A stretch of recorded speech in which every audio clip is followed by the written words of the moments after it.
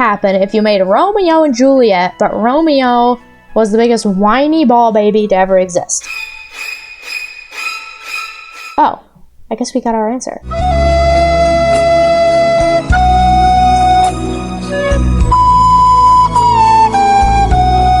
So the story follows a fire element named Ember, who is from a family of immigrants who live in Elemental City. And they live here because there was a big storm in their country. And there's this really annoying 12-year-old who's for some reason flirting with this grown adult. My queen. What? Come on. Get out like my lips.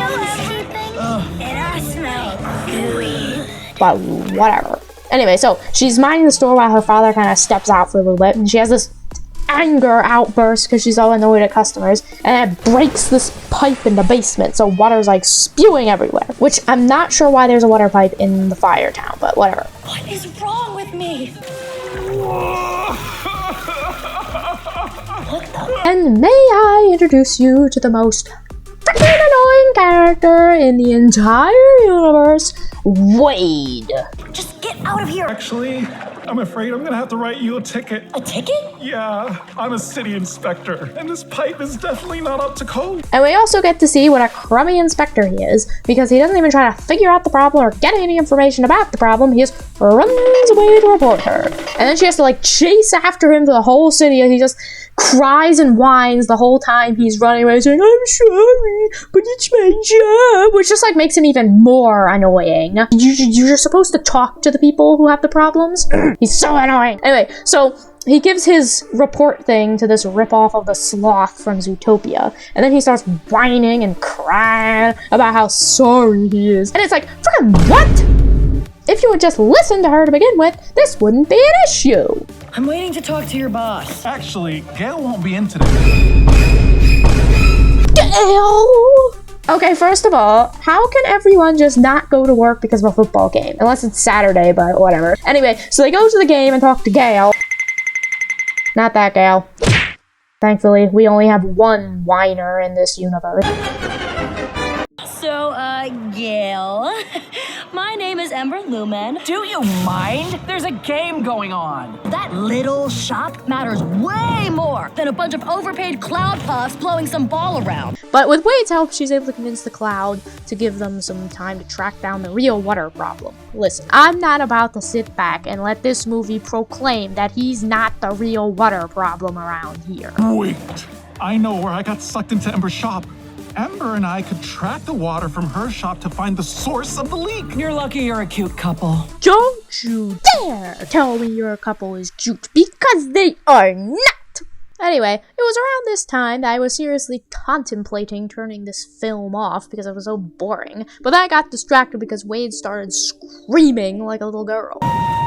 So, they clogged this big hole in the drainage pipe place with sandbags, and then decide to go on a date. Like, no! Run, Ember! No, no, no! Don't be dragged into the depths of whining Wade! He couldn't possibly get any worse. I don't know what I just witnessed, but I hope I never see it again. After that horrific experience, the sandbags get washed away, and Ember turns them all into glass so it can hold the leak. And then she goes to have dinner with Wade's family, and they're like, super rich. Hoity-toity. And this is when Wade does the most inconsiderate thing. They're playing a game to make the other person cry, and he says this in front of everyone. When I met you, I thought I was drowning.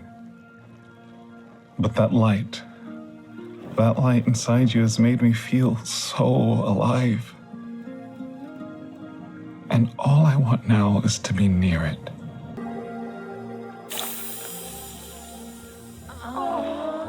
Read the room, pal! You don't just say things like that to win a game! I have a friend who runs the best glassmaking firm in the world. They're looking for an intern. It could be an amazing opportunity. For real? It's a long way from the city, but it would be an incredible start. But anyway, so then they have a fight because Ember suddenly realizes she doesn't want to run the shop, and he's like, well, you can do whatever you want. And she's like, no, I can't do whatever I want because like my father's gonna be mad at me. And he's like, who cares? And she's like, bleh. And then she's like being super ungrateful to Wade's mom, even though she was just trying to help. So then they have the typical third act, I'm mad at you now. And it's like, I'm mad at you too, kind of deal. And then it's like, okay, be mad at each other. I'm perfectly happy if it ended right here. So back in Firetown, Ember's father has decided to officially retire. He's gonna like hand over the shop and everything. And this is when Wade decides it's the perfect time to show up and make some speech after she specifically told him not to. And her father hates him and doesn't even know they've been dating. Like, don't put your girlfriend on the spot in front of her entire family who hates you when she told you to go away and don't come back. And she's not even your girlfriend anymore. Anyway, so the whole thing bursts again, and then Firetown is getting flooded, so Ember and Wade try to rescue this fire thing, which I'm not sure what it is. I think it's like a god or something, but I'm not really sure. Like, she says she prays to it, so I guess it's a god. I don't know. So they have to like rescue that from the water, and then they get trapped in the store, and then they like apologize and everything, and then Wade dies! Let us all observe a moment of silence. What the frick is that?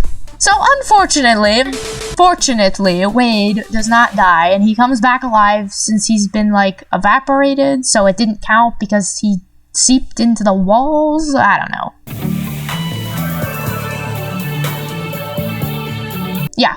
Honestly, her father's got the right idea here. Like, he's like, yeah! So that was Elemental. It was not good. First, I thought the racism analogy was a little weird because unlike real life, the different elements are actually dangerous to each other. Like, fire can literally destroy water and damage earth, and water can kill fire. So, like, there's kind of a big reason they would kind of have to be careful when they deal with each other and kind of wary. Just touching can lead to, like, mass destruction if you're not careful. It did prove it's like, well, you can kind of touch and it's okay, because Ember and Wade did that, but like, you still have to be careful. Like, he still did put out half of her just because he tilted and it like put out half her fire. So it's kind of like, I don't, as a racism analogy, it seems kind of weird because even in that chase scene with Wade when she was running trying to catch him, she literally like burned a bunch of people and like all that kind of stuff just by running through crowds and stuff. So like, it's kind of like, I didn't like that analogy very much. It was also kind of weird how she didn't realize that she didn't want to run the shop